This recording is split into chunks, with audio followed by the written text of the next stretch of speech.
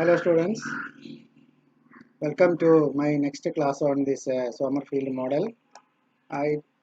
This theory is a little bit lengthy and you have to understand each step of derivation very well. So this is the quantum theory of free electrons. This is Sommerfeld model.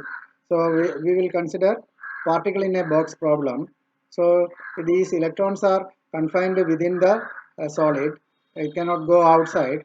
So we can consider a three-dimensional infinite well potential. So that is V is equal to infinity outside and V is equal to 0 inside. So we are considering a cubical box of side L. Of course, final result will not depend on L, so it can be applied to conductor of any shape. So this is the Schrodinger equation for that, and we have solved the Schrodinger equation. The equation is variable separable, and we can find the solution. And the solution is given by a sin nx pi by lx sin ny pi by ly sin nz pi by lz. So that is the solution, and energy is given by E equal to h cross square pi square by 2ml square into nx square plus ny square plus nz square. There is an easy way to remember this formula that I will tell in a different class. If I forget that, you can remind me to tell you the trick by which you can memorize this formula. And here nx is 1, 2, 3, etc. Ny is 1, 2, 3, etc. Nz is 1, 2, 3, etc. 0 is not possible. Negative number is also not possible. That I didn't discuss in the last class. If you put a negative number, if instead of 1 here, if you put a minus 1, then this will become sign minus. So sign minus is minus sign. So this constant will become minus. That's all. That is not a new solution. So the well-defined solution will be n equal to 1. Minus 1 is also possible, but that is not a different solution. It is the same solution. Only the constant is different. So depending upon the value of nx, ny, nz, we will get a different energy levels. Energies are discrete or quantum. So they are given by the first energy level will be 3 h cross square pi square by 2 ml square, and the next higher energy level will be triply degenerate. That means there are 3 energy levels having same energy. See, for the combination nx, ny, nz equal to 211 or 121 or 112, the nx square plus ny square plus nz square will be the same, and it is equal to 6. For example, for 211, this is 2 square plus 1 square plus 1 square. So that is 4 plus 1 plus 1, 6. So 6 into E1, this will be E1. So 6E1 will be the next higher energy states. In a similar manner, you can find various energy levels. So our next task is to determine the density of these energy levels. So density of states. For the further progress of the theory, we should know how much energy levels are there per unit energy range. You can see energy is continuously increasing. So for unit energy range, what is the total number of energy states or energy levels or wave functions? These are wave functions. These are called states or energy levels or wave functions. And how many different wave functions are possible for unit energy range? For unit energy difference, what is the number of states possible? So I will discuss the calculation of this density of states. We know that these are the states of electrons, free electrons. So electrons are spin half particles, and we know that electrons obey Pauli exclusion principle. Pauli exclusion principle. That is, in a well-defined state, only one electron can occupy. If another electron is there, it has to occupy a different state. For example, if we have only, for example, if we have one electron only, then it can go to the first energy level, and if you have a second electron, that also can go to the same energy level, but with a spin down. If the first one is a spin up, the second one is spin down. Spin orientation is also a possible state, and for an electron it can have a spin up and a spin down. So for each energy level we can have two different states for electron. So two electrons can be accommodated in this E1, and in E2 we have got three different energy levels. So a total 6 electrons can occupy these states or these energy levels.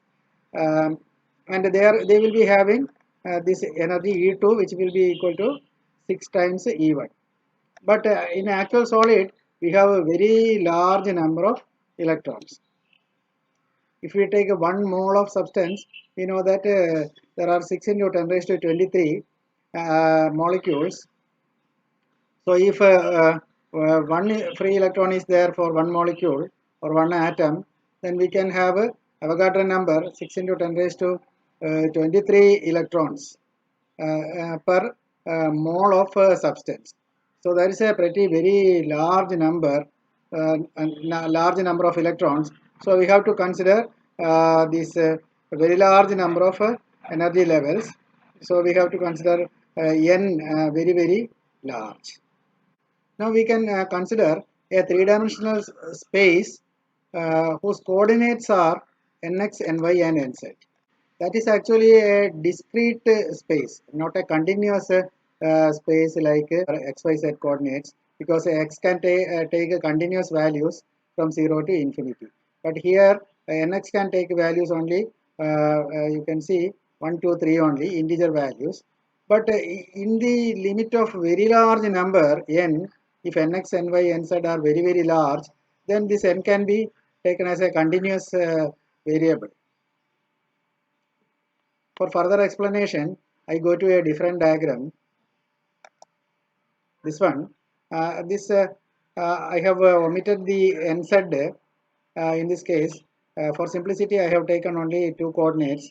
So let us consider an x-axis which is equal to nx, and a y-axis which is equal to ny, and we know that nx can take values 1, 2, 3, etc. and up to 8 I have plotted here. So this is a space, two-dimensional space spanned by nx and ny. So the entire space can be denoted by these dots. These dots. So these are discrete dots because there is a separation between adjacent dots. But when n is very large, this n can be, for nx and ny, can be treated as a continuous variable. See here I have plotted only 8 values of nx. Suppose it is some 1000 value of nx plotted in this diagram. Then this one will come close to 0. So if we plot 1000 dots along this nx from here to here, so then it will be almost continuous even for 1000. You can consider 10,000 or 1 lakh or 1 crore. In that case, the value of the dots will be almost continuous. But we are not talking about even crores. Crore is actually 10 raised to 8, I think. But we are talking about 10 raised to 23 number of electrons. So that will be how many crores? Or that is a very big number. So we can treat that nx and ny and nz as a continuous variable. We can also see another thing from this diagram, that if we take unit area, this is unit area because from here to here the distance is 1. So from half to half, next half, that distance will be 1, and from here to here that distance also will be 1. So in per unit area you get a 1 state. So if you consider nz also, in that case we can say that per unit volume of the space we have got a 1 state. So if you are given a volume and if you are asked to calculate the number of states contained in that volume, then you simply multiply volume by 1, because per unit volume we have got a 1 state. So for V volume you will have V into 1 number of states possible. Now in this two-dimensional case, suppose this is some value of n, which we treat as a continuous variable now. So what are the total number of states available between this n and n plus dn? So let us consider the total number of available states between n and n plus dn. N is actually nx square plus ny square, that is the radius of this circle in this space whose x-axis is nx and y-axis is ny. This is a circle of radius n. We are now taking nx and ny as continuous variable.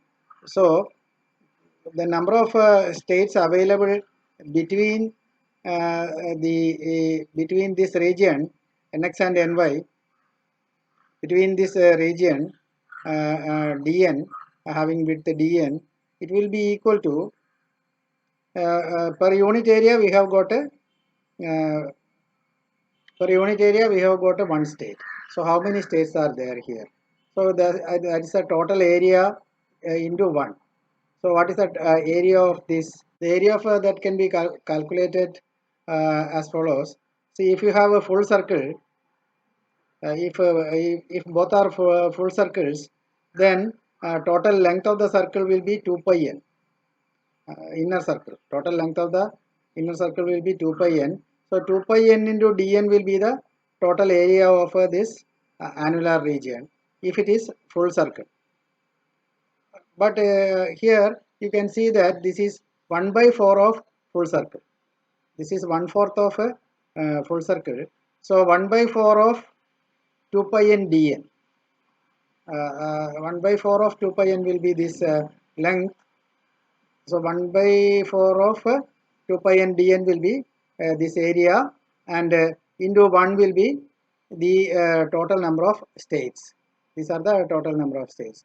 So in the general case, it is given by 2 pi n dn in the two-dimensional case. But in 3 dimensions, we have to consider, instead of circle, we have to take a full sphere. And in the case of full sphere, you have to take total area into thickness. That will be the volume of the annular region. And for unit volume, we have got a one state. For a unit volume, we have got a one state possible. So for that much volume, that volume into 1, and volume will be actually that part of the annular region of the full sphere. If a full sphere is there, then the annular region will contain 4 pi n square dn. Okay. Total surface area of the sphere is 4 pi n square. For 4 pi n square dn will be the total volume of the annular region of the sphere if the sphere is full.